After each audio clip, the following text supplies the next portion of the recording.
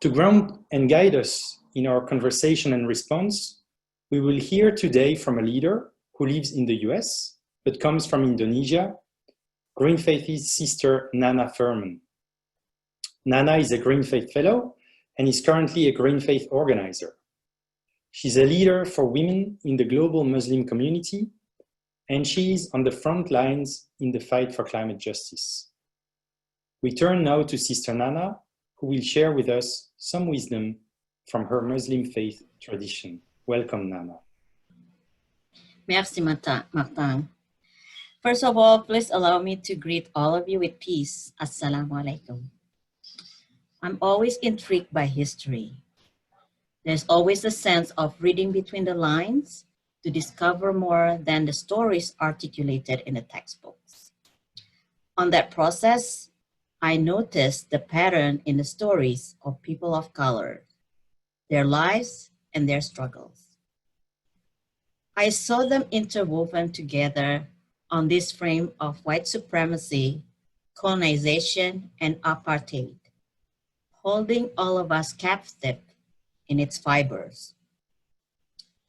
When one does not recognize that the other can be different and as human as oneself, or treats the other as less human or not human, one is unable to understand that both may have historical and cultural forms of belonging among humanity. That reminds me to the verse in the Holy Qur'an, speaking about the diversity of life and the various languages and colors of human beings as a sign of God's majesty and a lesson for us to learn about humility, equality, and the appreciation of differences. O mankind, indeed, we have created you from male and female and made you nations and tribes that you may know one another. Indeed, the most notable of you in the sight of God is the most righteous of you. In this verse, the whole of humankind has been addressed to reform themselves of the great evil that has always been causing universal disruption in the world. That is the prejudices due to color, race, language, country, or nationality. Human in every age has generally been abandoning humanity and drawing around themselves some small circle and regarding those born within those circle as their own people, and those outside being born in a particular family as the others. And also some take the basis as being born in a particular family or tribe or even race. Then the discrimination happens in the worst form of hatred, hostility, disrespect, even tyranny. Many of us will not be surprised today to hear that racism is still alive and systemic in different parts of the world, including what we just saw happening in the United States recently. Finally, it hit the international news, and there are reactions showing up all over the United States as well as the world. We certainly can no longer avoid addressing such injustice and inequality among the people. Rooted in both ignorance and arrogance, racism has plagued civilization since the advent of humankind. Prophet Muhammad, peace and blessing be upon him, addressed this disease of the heart and mind from its root cause. During his lifetime, the Prophet actively defended his companion by the name of Bilal ibn Rabah, who was a former slave described as a man of color, who was often subject to racism. Once, while the companion were in gathering, a companion by the name of Abu Dhar began speaking, and Bilal corrected him. Abu Dhar exclaimed out of anger, "Even you, O son of a black woman, trying to correct me?" Bilal got up and very upset at what was just said and said to Abu Dhar, "By God, I will report you to the Prophet." So Bilal went on to meet the Prophet and inform him of what was said, and the Prophet became very angry. Abu Dhar then rushed to meet the Prophet and greeted him with salam, but the Prophet didn't return the greetings due to his extreme anger. The Prophet then said, "O Abu Dhar, have you ridiculed him on account of his mother? Indeed, you are a man in whom there remain the traits of Jahiliyyah, which is the state of ignorance." Abu Dhar wept and said, "O Messenger of God, please ask God to forgive me." He then left weeping. When he saw Bilal, he put his head on the ground and said, "O Bilal, I will not move from my position till you put your foot on my head. You are the honorable and I'm the disgraced." Bilal wept and said, "A face that prostrated to God is not to be stepped on. Rather, it is to be kissed." That resolution between Abu Dhar and Bilal showed the practice of truth and reconciliation. Prophet Muhammad also elevated Bilal to the high position to be the first muazzin, the person who called to prayer 5 times a day. This act is considered as anti-racism in action. And shortly before his death, Prophet Muhammad delivered a sermon during the Hajj, the Islamic pilgrimage, which came to be known as his last sermon. The final sermon was not only a reminder to his followers, but also an important admonition. The final sermon confirms the end of his prophetic mission. His farewell pilgrimage to Mecca is one of the most significant historical events in the minds of Muslims, for it was the first and the last pilgrimage made by him, as well as being the model for performing the 5th pillar of Islam. The last sermon was delivered around the year 632 in the month of Arafat, in the most blessed day of the year. His words were clear and concise and were directed to the entire humanity. "O people, lend me an attentive ear, for I do not know whether after this year I shall ever be amongst you again. Therefore, listen to what I'm saying to you carefully, and take these words to those who could not be present here today. Know that every Muslim is the brother of another Muslim. All mankind is from Adam and Eve. An Arab has no superiority over a non-Arab, nor a non-Arab has any superiority over an Arab.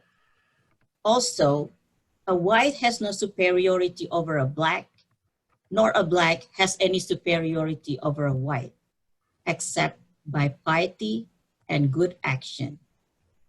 Remember, one day you will meet your Lord and answer your deeds.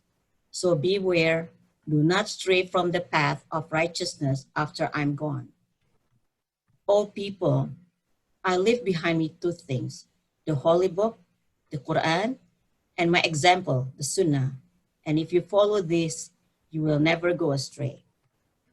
All those who listen to me shall pass on my words to others, and those to others again. And may the last ones understand my words better than those who listen to me directly." Until today, the last sermon of Prophet Muhammad is passed to every Muslim in every corner of the world through all possible means of communication. Muslims are reminded about it constantly. The meaning found in the sermon are indeed astounding, touching upon some of the most important rights God has over humanity and humanity has over each other. Though the Prophet's soul has left this world, his words are still living in our hearts. Many Muslims who have been blessed to perform Hajj often speak of how the journey is a life-changing experience. This is more the case for some than others. Malcolm X, an American human rights activist, was one Muslim who saw the light of true Islam through his pilgrimage to Mecca in 1964. The Hajj helped change his perspective on whites and racism completely, which he wrote in his letter from Mecca. There were tens of thousands of pilgrims from all over the world. They were all colors, from blue-eyed blondes to black-skinned Africans. But we were all participating in the same ritual, displaying a spirit of unity and brotherhood that my experiences in America had led me to believe never could exist between the white and non-white. During the past 11 days here in the Muslim world, I have eaten from the same plate, drunk from the same glass, and slept on the same rug while praying to the same God with fellow Muslims whose eyes were the bluest of blue, whose hair was the blondest of blonde, and whose skin was the whitest of white. And in words and in the deeds of the white Muslim, I felt the same sincerity that I felt among the Black African Muslims of Nigeria, Sudan, and Ghana. Indeed, racism and colonization are two factors informing economic and social disparities and injustice among former colonized peoples. It has been unavoidable and unfair actions that further disadvantage the disadvantaged and further advantage the advantage through interpersonal racism demonstrated by attitudes and conducts, or systemic racism enacted through social systems and institutions, or epistemic racism, positioning the knowledge of one group as superior to another. In fact, epistemic racism involves deciding not only which knowledge is superior, but also which knowledge is knowledge in the first place. This has led some scholars to argue that using the Western scientific frameworks to demonstrate the inferior of indigenous peoples or indigenous ways of knowing is an act of epistemic racism. Until several hundred years ago, the entire human race lived in natural state and evolved tradition of their own for hundreds or sometimes thousands of years and conducted their lives in harmony with their natural surrounding. Yet, this wonderful tradition have now been undermined. On the other hand, environmental injustice, including the consequences of climate change, has a disproportionate impact on communities of color and low-income communities in the United States as well as around the world. The idea of conserving the environment as it is understood today is relatively new, perhaps for about the last 6 decades or so. It has come about because human behavior and activities were increasingly threatening the balance of the natural world. And as humankind crosses a path which we now call progress, it leaves in its wake a trail of destruction that threatens our own survival, especially for the marginalized communities and indigenous peoples. In closing, Muslims, like other human beings, are fully capable of falling short in their practice on the Islamic ideal of all humanity being one. One can come up with a whole set of examples in which tribalism and nationalism have resulted in an un-Islamic behavior among Muslims. However, Muslims as a whole have never tolerated nor embraced the personal behavior or ideologies which are based on color or race. Islamic ideals to continue to challenge racial and national ideology by inspiring Muslims to emulate the model of the Prophet Muhammad. After all, there is no room for arrogance and racism in the heart of Islam. Indeed, humanity is but a single brotherhood. So let us make peace with our sisters and brothers. Amen. Amen. Thank you, Nana, for grounding us in that powerful teaching.